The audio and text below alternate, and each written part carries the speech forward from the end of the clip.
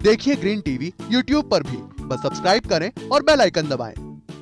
नमस्कार दोस्तों, स्वागत है आप सभी का किसान बुलेटिन में और मैं हूं आपके साथ पारुल यादव। चलिए नजर डालते हैं किसान बुलेटिन में आज की बड़ी हेडलाइंस पर। एग्रीकल्चर इंफ्रास्ट्रक्चर फंड के तहत केंद्र सरकार ने की पहल, 14,000 करोड़ रुपए के प्रोजेक्ट को दी मंजूरी। हिमाचल प्रदेश सरकार ने की दूध उत्पादन बढ़ाने की तैयारी, सेक सॉर्टेड सीमन बनेगा जरिया। केंद्र सरकार ने शुरू की मिलेट ईयर 2023 की तैयारियां, एग्री स्टार्टअप के लिए करोड़ों के पुरस्कार देगी सरकार।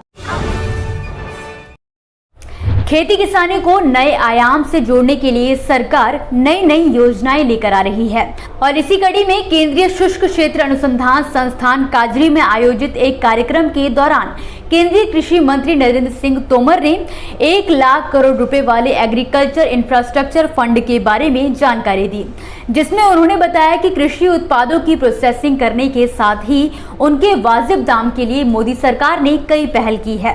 कृषि क्षेत्र में इंफ्रास्ट्रक्चर के लिए 1 लाख करोड़ रुपए का फंड दिया गया है, जिसमें से 14,000 करोड़ रुपए के प्रोजेक्ट भी मंजूर हो गए हैं। कार्यक्रम में शामिल केंद्रीय कृषि राज्य मंत्री कैलाश चौधरी ने भी अपनी राय रखते हुए काजरी की तारीफ करते हुए कहा कि किसानों के लिए काजरी का बहुत योगदान रहा है। एक समय में ये पूरा रेगिस्तान क्षेत्र था, पानी की समस्या थी, किसान काफी बेहाल थे। ऐसे में काजरी ने नई तकनीक किसानों तक पहुंचाई। आज यहाँ पर खजूर, अनार, अंजीर की खेती हो रही है। ड्रैगन फ्रूट की खेती शुरू होने वाली है। आने वाले दिनों में यहाँ का बाजरा दुनिया भर में पाया जाएगा। जाहिर है कि इस कार्यक्रम में सरकार की तरफ से मिलने वाले इंफ्रास्ट्रक्चर फंड के बारे में पूरी जानकारी दी गई और देश में कृषि कार्यों में और मजबूती लाने का सुझाव भी दिया गया। हिमाचल प्रदेश देश का प्रमुख हिमालयी राज्य है। इस वजह से यहाँ कृषि के बजाय किसानों की निर्भरता बागवानी और पशुपालन में है। ऐसे में हिमाचल सरकार बागवानी और पशुपालन को बढ़ावा देने के लिए काम करती रहती है। इसी कड़ी में हिमाचल सरकार ने राज्य में दूध का उत्पादन बढ़ाने का फैसला किया है। इसके लिए राज्य सरकार ने अपने स्तर से तैयारियां भी शुरू कर दी हैं। इन तैयारियों के तहत सेक सॉर्टेड सीमन हिमाचल प्रदेश में दूध के उत्पादन में बढ़ोतरी का जरिया बनेगा। 5 साल में लगभग 2.4 लाख अच्छी नस्लों की बछियों के जन्म का लक्ष्य निर्धारित किया गया है। तो आइए सबसे पहले आपको बताते हैं कि सेक सॉर्टेड सीमन अमेरिकी तकनीक आधारित कृत्रिम गर्भाधान तकनीक है, जिसे देश में नई श्वेत क्रांति का सूत्रधार माना जा रहा है। इस अमेरिकी तकनीक से बच्चा के पैदा होने की गारंटी मानी जाती है। राज्य के पशुपालन मंत्री वीरेंद्र कुंवर के मुताबिक राज्य सरकार कृत्रिम गर्भाधान कार्यक्रम के तहत एक सेक सॉर्टेड सीमन परियोजना शुरू करेगी। इसके तहत दूध उत्पादन बढ़ाने और डेयरी किसानों के मुनाफे में नमूना एक्स गुणसूत्र सत्यापन के लिए हैदराबाद प्रयोगशाला में भेजा गया है। इस तकनीक से गिर, साहिवाल, क्रॉस ब्रेड जर्सी और क्रॉस ब्रेड हॉल्स्टीन फ्राइजियन जैसी उन्नत नस्लों के जन्म का लक्ष्य निर्धारित किया गया है। गौरतलब है कि राज्य के किसानों को सेक सॉर्टेड सीमन की खुराक सब्सिडी पर उपलब्ध होगी।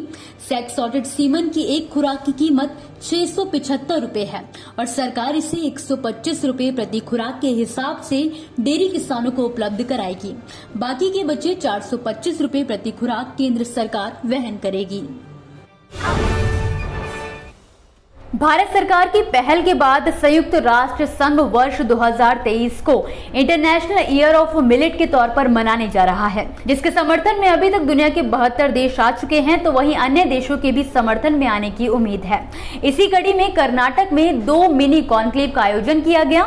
इस अवसर पर केंद्रीय वित्त मंत्री निर्मला सीतारमण ने मिलेट इनोवेशन चैलेंज के तहत एग्री स्टार्टअप के लिए करोड़ों रुपए के प्रोत्साहन की घोषणा की है। 2 दिवसीय मिलेट कॉन्क्लेवों के आयोजन में पोषक अनाज उत्पादन एवं मूल्यवर्धन से संबंधित मुद्दों पर किसानों, एफपीओ, उद्यमियों, कृषि स्टार्टअप, निवेशकों, निर्यातकों, कृषि वैज्ञानिकों, नाबार्ड एवं लीड बैंक व विकास विभागों के साथ चर्चा की गई है। इस अवसर पर केंद्रीय कृषि एवं किसान कल्याण मंत्री नरेंद्र सिंह तोमर ने भी अपनी राय व्यक्त करते हुए कहा कि मिलेट को हिंदुस्तान ही नहीं बल्कि दुनिया भर में भोजन की थाली में सम्मानजनक स्थान दिलाने का समय आ गया है। तो वहीं केंद्रीय वित्त मंत्री निर्मला सीतारमण ने इस अवसर पर मिलेट इनोवेशन चैलेंज के तहत अच्छा काम करने वाले एग्री स्टार्टअप्स को 1-1 करोड़ रुपए के 3 पुरस्कार देने की घोषणा की है।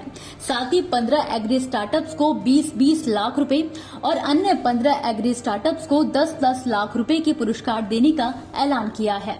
उन्होंने कृषि विज्ञान विश्वविद्यालय रायचूर को मिलेट रिसर्च के लिए नाबार्ड से 25 करोड़ रुपए दिए जाने का भी ऐलान किया है।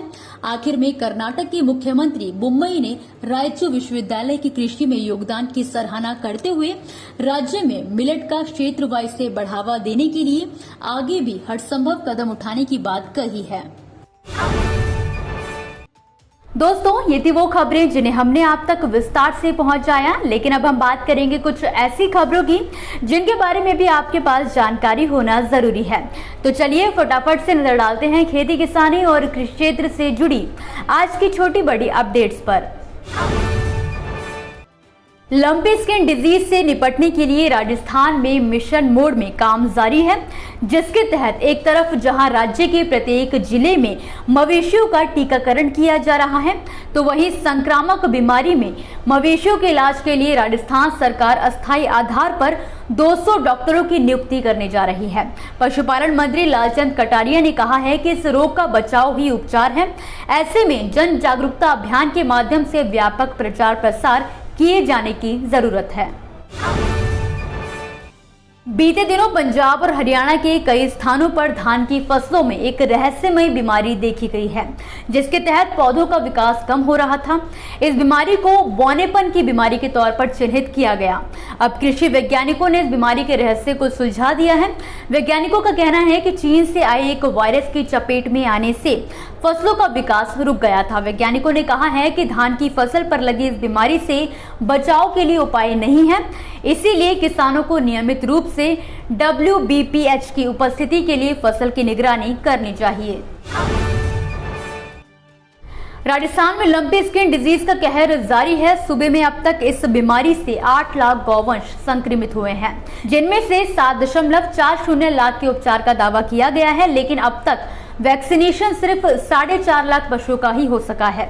पशुपालन मंत्री लालचंद कटारिया ने कहा है कि रोग के प्रभावी रोकथाम के लिए प्रदेश के सभी जिलों में लगातार मॉनिटरिंग जारी है। 300 पशुधन सहायकों की भर्ती प्रक्रिया भी शुरू हो चुकी है।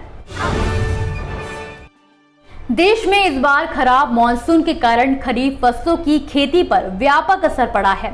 धान की बुआई का रकबे में भारी कमी आई है। इसके कारण इस बार खरीफ फसलों के उत्पादन में कमी आने की आशंका भी जताई जा रही है। पर इन सबके बीच खबर ये मिली है कि राज्य सरकारों ने इस साल पिछले साल की तरह ही रिकॉर्ड धान खरीद का लक्ष्य रखा है। सूत्रों के मुताबिक राज्य सरकारों ने खरीफ वर्ष 2022 के लिए 506 लाख टन चावल खरीद का लक्ष्य तय किया है। असम की मुख्य फसल धान है। यहाँ धान की कई किस्मों का उत्पादन होता है, जो अपने स्वाद और गंध के कारण काफी लोकप्रिय हैं। इसके तहत कृषि और प्रसंस्कृत खाद्य उत्पाद निर्यात विकास प्राधिकरण यानी कि एपीडा के सहयोग से असमिया चावल के खेप दुबई को निर्यात की गई है। एपीडा के प्रयास के तहत असमिया चावल की 10 लाख मीट्रिक टन की खेप बीते दिनों चेन्नई बंदरगाह से दुबई भेजी गई। इसमें राज्य के चावल की 2 प्रमुख किस्में जोहा और एजुंग शामिल है। एपीडा के अधिकारियों के मुताबिक विदेशों में इसकी भारी मांग बढ़ रही है। इसी के साथ आज के किसान बुलेटिन की बड़ी खबरों में फिलहाल के लिए बस इतना ही। आप मुझे दीजिए इजाजत और देखते रहिए ग्रीन टीवी। नमस्कार। देखिए ग्रीन टीवी YouTube पर भी, बस सब्सक्राइब करें और बेल आइकन दबाएं।